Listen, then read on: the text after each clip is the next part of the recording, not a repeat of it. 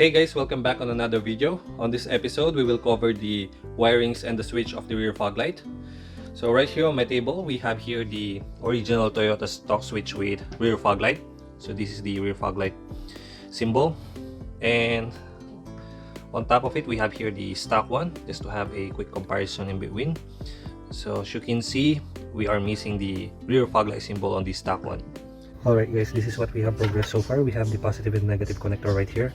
The positive wire, it is the 14 gauge wire that I have shown you when we installed the reverse camera. And for the negative wire, it is connected on this bolt as well. Supposed to be, we should have the original harness coming from this end, going on the rear fog light through this hole. Unfortunately, upon checking in Japan, the harness is no longer available. It is already out of stock and it has been discontinued a long time ago. So we are forced now to create our own harness. So for doing that, we will get this rubber cap and make a hole on it to make it as our grommet. This is the rear fog light connector. So this is how it looks like. And right here, this is the light bulb assembly of the rear fog light. I just took it off. And the other connector, I have it right here. And as you can see, they are in different color because this is an aftermarket one. So they fit together perfectly. And what we will do is to crimp these two wires on this connector. We will use these terminals and these rubber seals. So take note, the negative is this white with black stripe. So the negative will be right here. Before crimping, let me just show it to you. So this is how it looks like. We have a part that holds the actual wire and a part that holds the rubber seal. So for crimping, an ordinary crimping tool like this will do the job. Alright guys, we're done crimping and here's the closer look of it. You don't have to crimp it too hard. So right there, we'll just have to insert the terminals on the connector. Okay guys, I was able to insert the first one. So this is how it looks like. And for the second one, let me show it to you on how to do it. So here's the connector. At top, we have the clip for the connector. And this is the terminal. We have the leg-like part at the bottom. So we will insert it this way.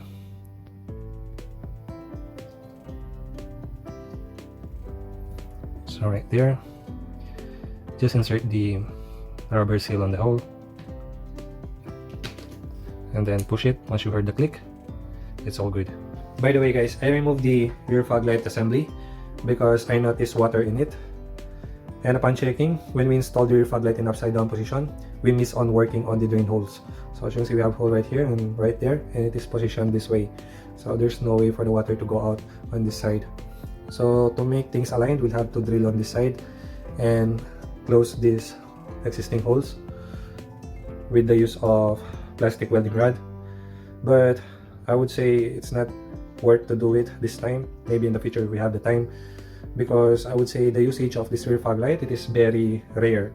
I would say the only situation that we can use this is when we have a heavy rain or heavy fog, which is very rare to happen. So this time we'll not care about how the light bounces. So we'll install it in upside position, and for the meantime, we will leave it as is.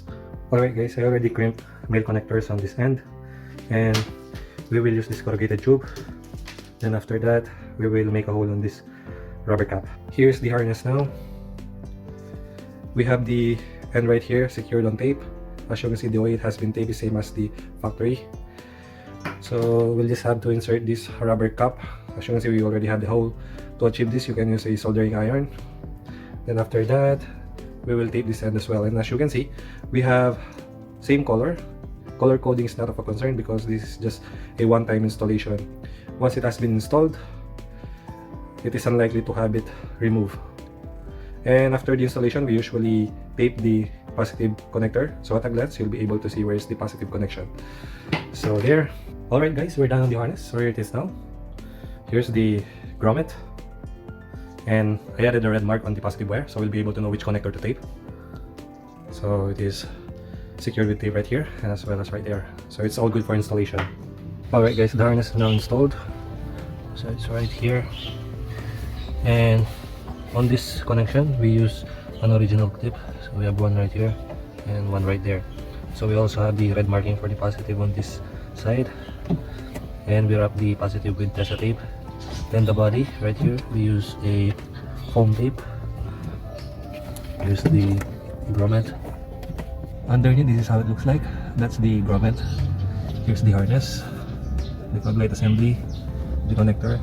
So don't forget to clip on the stock connector of the rear fog light or the fog light bracket. So as you can see, we have a clean harness, almost close to the original one. Okay, it's time to install the combination switch, but before proceeding, we have to remove the negative connection of the battery, followed by removing the steering wheel cover. So we have one on this side and one on the other side, right there.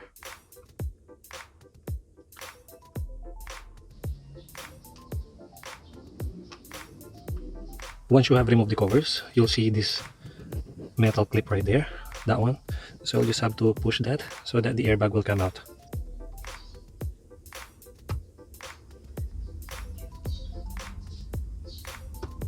Once you have pushed the clips, you'll notice that the airbag will pop up a bit. So after that, we can now remove this. So in here, we need to remove the connector of the airbag.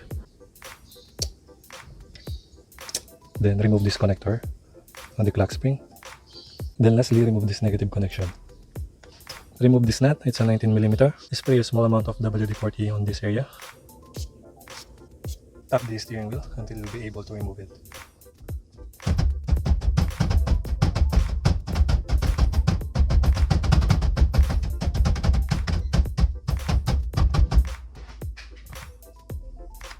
We need to remove the steering column cover. Same procedure when we install the ignition steering light.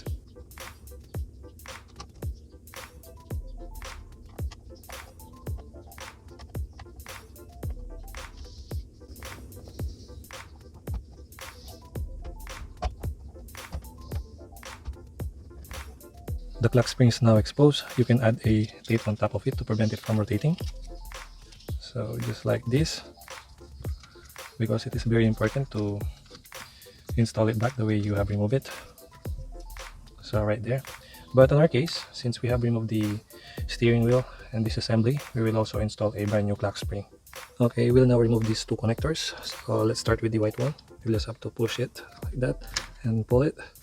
Then for this yellow one, you'll have to slide this part at the bottom so you'll be able to pull it. So as you can see, the clip is moving, so just like that.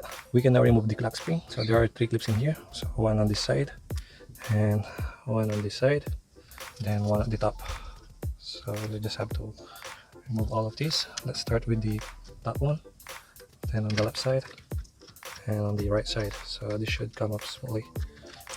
So right there. We can now remove these connectors. So these are 3, one right here, one right there, and one right here.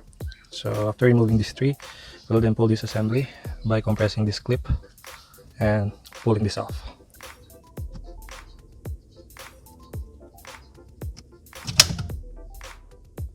Alright guys, it's time to disassemble this one because we still need this part for the wipers. We will transfer this on the new one. For removing this, there's a clip in here, so we just have to push it and pull this thing. So just like that. Once removed, we can now install it on the brand new one. So we'll just have to slide it in just like this and push it until the clip will snap. Just like that.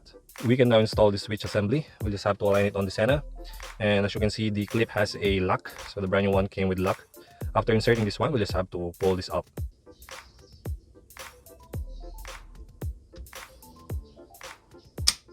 We can now install the clock spring. Then break the lock of the clock spring if you have a brand new one. Just like that. Then install the steering wheel.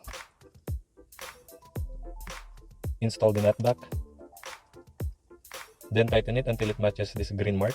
This is a factory marking. Install the airbag. So plug this negative connection. Install the connector of the airbag.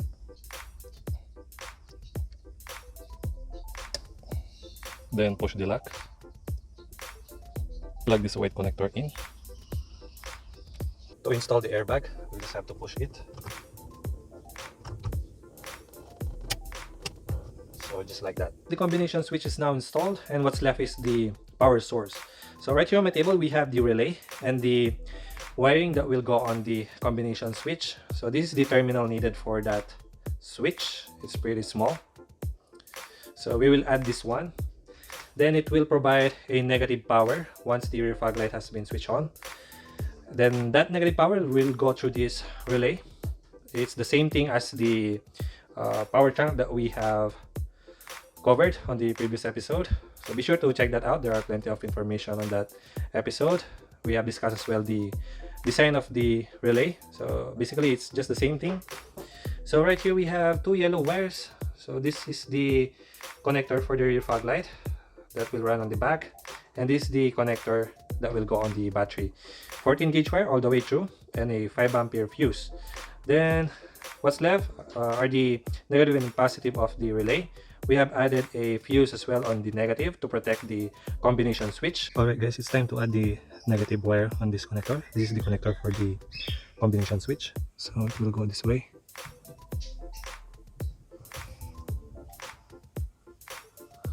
So just have to push it until it's snapped in. So there you go. You have it right there. We will then have to run this wire going this way up to the fuse box. Alright guys, the black wire is now in place and it's already tied up on the existing harness. It's no longer noticeable. And here's the end now. We are ready to install the relay. So right here we have this long yellow wire, the 14 gauge wire coming from the rear fog light. This will be connected on this wire, on this female connector. Then this negative power of the relay will be connected on this wire that we just installed, and these two will be connected directly on the positive of the battery. By the way, this is how the Bosch relay looks like, the original one. Be sure that you are getting the original to have that peace of mind. This is how it looks like. As you can see, the printed details are very neat because there are a lot of fake ones on the market right now. Everything is now in place. We also wrap the positive connection with Tesa tape. So next, we will add this relay on the relay of the power trunk right here. It's now added right there. We can now install the connectors.